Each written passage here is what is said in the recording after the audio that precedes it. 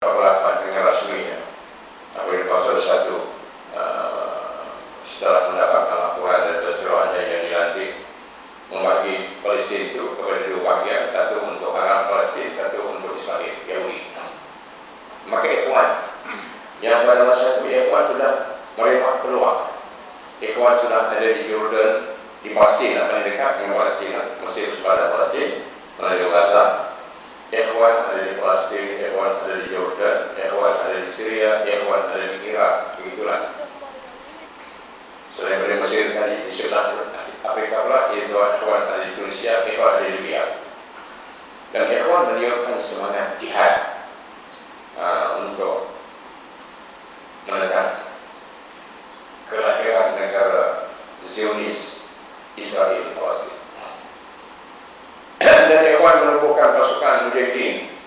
Satu ketika sebenarnya setelah menemukan angkatan Mujahidin Ikhwan dari Mesir saja seramai 10.000 orang yang sanggup untuk memerangi Israel, Yahudi. Tapi kerajaan Mesir tidak pernah. Kerajaan tidak pernah. Kita ada tentera kita sendiri. Kalau masalah pun dia menunjukkan semangat jihad. Tak boleh perang pun tak boleh melihat kewajipan mempertahankan dunia umat Islam. Itu ringkas cerita ya. Pada masa yang sama dalam tahun 40-an itu saya katakan tadi, Ikhwan juga telah menulis memorandum kepada kerajaan Mesir, cadangkan berbagai-bagai perubahan-perubahan dalam pemerintahan. Dan satu perkara juga yang patut kita tahu, Ikhwan juga menyertai politik, tapi bukan menemukan politik. Mana menyertai politik pilihan raya dengan orang Ikhwan masuk jadi calon melalui beberapa parti tertentu ketika itu, khususnya ada parti yang memang sesuai untuk Ikhwan menyertainya. Sebab itu Hasan Al-Banna pernah menjadi ahli parlimen sebelum beliau mati terbunuh pada tahun 49. Jadi itulah mana dia dah mulai masuk politik melalui parti-parti tertentu. Dan kemudian berlakulah meletuskan perang Arab Israel. Jadi Mesir tak boleh menghalang lagi dah orang Ikhwan untuk masuk bertempur menyertai peperangan di Palestin. Itulah terlibatnya Mujahidin Palestin, Mujahidin Ikhwan dari Mesir khasnya, dan juga dari Syria, juga dari Palestin itu sendiri. Dalam pertempuran yang Ikhwan menyertai ini, memang tentera Israel kagum ataupun makna gerun lah kira-kira. Sehingga Jenderal Bashir pernah menyebutkan bahawa pejuang-pejuang atau makna orang Ikhwan yang berperang di dalam perang Palestin Arab Israel 1948 atau 48 itu memang mereka sangat mencabar tentera Yahudi Israel. Dengan Bashir mengatakan mereka berjuang dengan sepenuh kesungguhan karena mereka menjadikannya untuk dunia ini, tapi sampai ke hari akhirat. Itu diakui oleh Musyidayah. Ringkas ceritanya Arab kalah dalam perang 48 yang berakhir 48 itu. Tak kira lah Mesir, Jordan semua jadi kalah. Banyak faktor kekalahan itu karena orang Arab tidak bersatu dalam memerangi Israel. Dan bila bersatu pula ditipu oleh Inggris. Karena Inggris yang mengatakan kepada raja-raja Arab masa itu, supaya kamu bersatu di bawah satu komander saja, maka komander yang memimpin pasukan Arab yang bersatu itu ialah Jenderal bahasa Inggris, yang ketika itu menjadi seorang jenderal dalam pasukan tentera Arab Jordan. Tapi Inggris lah, dan bukan masyarakat Islam lah. Tapi dia pada itu melatih tentera Jordan dan dia akan jadi jenderal, dan mungkin diberi kewarganegaraan sehingga diberi gelar Basha. Kalau Basha itu macam kita sini macam Tan Sri lah. Dia itu jenderal Globe Basha. Wah, akhirnya Arab kalah. Ringkas cerita, kalah perang ini, maka Ikhwan dicurigai mengumpul senjata dari perang Palestin dan dikatakan berusaha nak menumbangkan kerajaan Mesir di bawah pemerintahan raja ketika itu dan di bawah naungan Inggris. Kebetulan memang berlaku seorang menteri itu adalah menteri yang untuk saya nak pakai pada menteri atau Perdana Menteri namanya Nakrashi. Artinya Perdana Menteri ya, atau Menteri lah kawan-kawan. Nakrashi Bashar di Mesir kan, mati ditembak. Ini kira penggunaan loading lah. Maka ikhwan dituduh. Sebab ikhwan dia dah dicurigai nak jatuh keadaan. Jadi pembunuhan ke atas Nakrashi Bashar menyebabkan ikhwan kemudian dibuktikan oleh pihak kerajaan ikhwan memang melakukan gerakan bawah tanah. Ditangkap sebidang besar pimpin ikhwan. Tetapi Hasan Banna tidak ditangkap. Hasan Banna sendiri menawarkan dirinya. Dia kata, kamu angkut ni, memangin semua orang aku ni, kau terang. Aku kena ikut sama. Sebab akulah ketua mereka. Mereka ni anak-anak aku. Dari pegawai polis yang bawa senarai, dia kata, nama tuan ada dalam senarai kami tak boleh tangkap tuan. Tapi tak berapa lama selepas peristiwa tangkapan itu, Hasan Banna mati ditembak secara curi. Pada satu hari ketika dia keluar daripada pejabat lepas waktu asar, dan ketika itu sudah berlaku pertegangan antara dia dengan pihak kerajaan. Bahkan dia dipanggil untuk berbincang dengan menteri tertentu. Jadi dia pergi pejabat petang itu, dia turun dari pejabat ketika pukul 6 petang di bandar daerah bersama dengan rakan dia, pejabat pemuda ikhwan. Masa turun dari pejabat itu, telefon bunyi di pejabat. Jadi kawan dia tu naik balik nak sambut telefon. Tiba-tiba dia dengar bunyi tembakan betul-betul di luar. Dia pun turun semula, dia tengok Hasan Banna sedang terboyong ayam. Ada tadi nak pergi kereta yang sedang parkir untuk bergerak. Tapi Hasan Banna sempat, dia masih sedar bakal tembak tu, dia sempat ambil nombor pelit kereta yang tadi tu, yang menembak dia tu, orang yang menembak dia dengan kereta saja.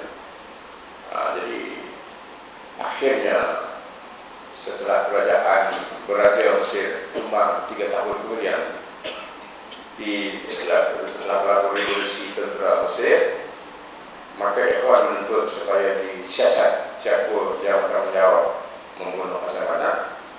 Dengan panduan dari nombor pelit kereta tadi, disiasat kepunyaan salah seorang menteri. Akhirnya ditangkap beberapa orang dan dicalurkan, dihukum jalur lah. Dan didapati memang dirancang untuk membunuh Hasan Banna oleh pihak kerajaan Mesir dengan diketahui oleh pihak British, dan istana juga merestui juga. Ini cerita itulah dia pemimpin ikhwan yang pertama syahid, kerana dibunuhlah. Sebab itu digelarkan Syahid Hasan Banna, sebab perjuangan tadi menyebabkan dia mati ya. Walaupun ditembak curi, tapi sebenarnya dirancang oleh pihak kerajaan. 3 tahun kemudian berlaku revolusi tentera Mesir menjatuhkan Gaddafi. Itu pada 22 di bulan Julai 1952. Hasan Banna mati tadi tahun 49, bulan Februari dan selatan. Revolusi tentera ini dipimpin oleh pegawai-pegawai muda, iaitu diketuai oleh Colonel Abdul Nasir atau Jamal Abdul Nasir. Mereka merancangkan setahunan, beberapa tahunan. Ikhwan mengetahui perancangan ini, dan ikhwan memang bersetuju dengan revolusi tentera. Pimpinan ikhwan tahu dan bersetuju, kerana mereka mengharapkan dengan perubahan raja yang zalim tadi itu dikembangkan, bolehlah digantikan dengan pemerintah yang adil. Tambahan pula dalam ikhwan, dalam tentera sendiri ada yang pro kepada ikhwan. Dimana diketahui lah ya. Sebab saya kata ikhwan ini berpengaruh bukan saja kepada rakyat biasa, tapi pegawai, kabinet kerajaan, guru, tentera dan sebagainya. Jadi di peringkat awal ikhwan pun mengalu-alukan revolusi tadi. Raja Mesir Malik Farouk bersetuju, ya dipaksa lah. Mana pergi ke istana pegawai tentera, tuanku kami dah siap semua pusat-pusat penting tentera ambil alih. Istana ni pun dah kami kawalan. Kalau tak bersetuju untuk turun tahta, tuanku susah. Kalau tak bersetuju, tuanku tak ditangkap, tak dihukum, tuanku hanya diusir ke luar negeri. Diberikanlah penghormatan sebab dia kaya lah. Waktu dia banyak ada sana sini sebab yang menyebabkan tentera ambil alih kerajaan tadi itu. Sebab rakyat menderita kerana kerajaan raja ni dengan, kalau bahasa kami, kroni-kroni dia saja yang menguasai ekonomi dan kekayaan negeri. Siapa dia kroni-kroni? Orang-orang yang diberi pangkat, pegawai-pegawai kerajaan, ahli-ahli politik, yang diberikan gelaran-gelaran seperti umpamanya Bashar ni gelaran di Mesir lah. Bashar ke Jabal Khaju ke ada seumpamanya lah. Saya pun tak ingat gelaran tu lah. Lebih kurang pada kita Malaysia Tan Sri, Tun, Datuk Sri, lebih kurang lah. Jadi mereka inilah merupakan golongan feudal yang menguasai masyarakat dan ekonomi Mesir itu sendiri. Rakyat kebanyakan jadi buruh kasar di ladang-ladang gandum, di ladang-ladang kapas, di jalan kilang ya. Kais pagi makan pagi. Itulah. Jadi raja ni memang dah kaya lah, kata dia banyak keluarga. Sebab itu lepas dia dijatuhkan tu di istana dia saja. Dia punya tali leher saja, tai saja, main haruk tu. Mana kalau dikumpulkan harga tai itu tak tahulah berapa ratus ribu. Zaman tu ratus-ratus ribu pound, juta pound. Ni tai ada yang satu harganya sekian-sekian mahal. Bajunya tak kira lah, barang-barang kekayaan semua istana kaya lah. Jadi itulah cerita.